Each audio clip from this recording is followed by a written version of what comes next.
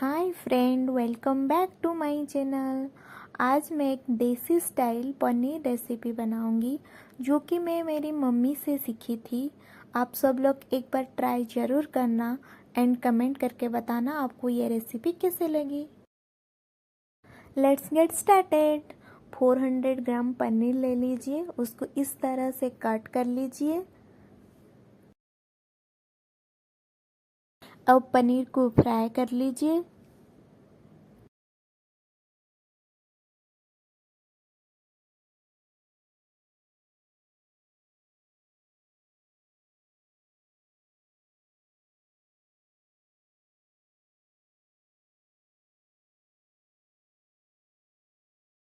दो आलू ले लीजिए, इसको इस तरह से कट कर दीजिए और उसके बाद उस आलू से पानी को निकाल के उसे ड्रेन आउट कर दीजिए।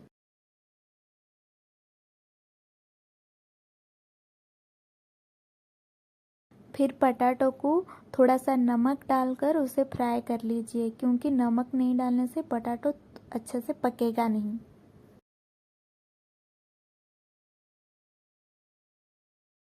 अब आलू और पनीर फ्राई हो चुका है।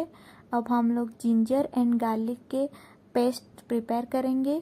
इसके लिए ग्राइंडर जार में थोड़ा सा गार्लिक एंड जिंजर टमाटो को मिक्स करके पेस्ट कर लेंगे उसके साथ।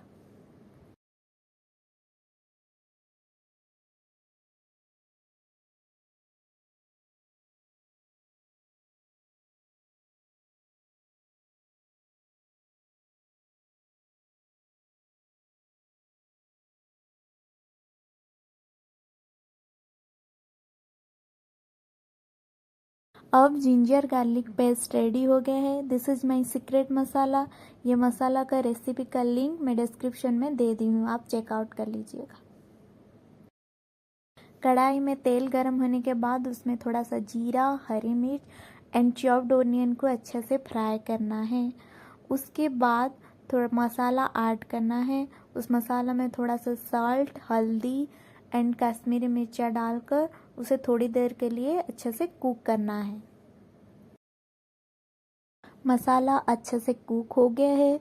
अब उसमें पटाटो ऐड करना है और थोड़ा टाइम के बाद उसमें पनीर ऐड करके फिर थोड़ी देर के लिए कुक करना है।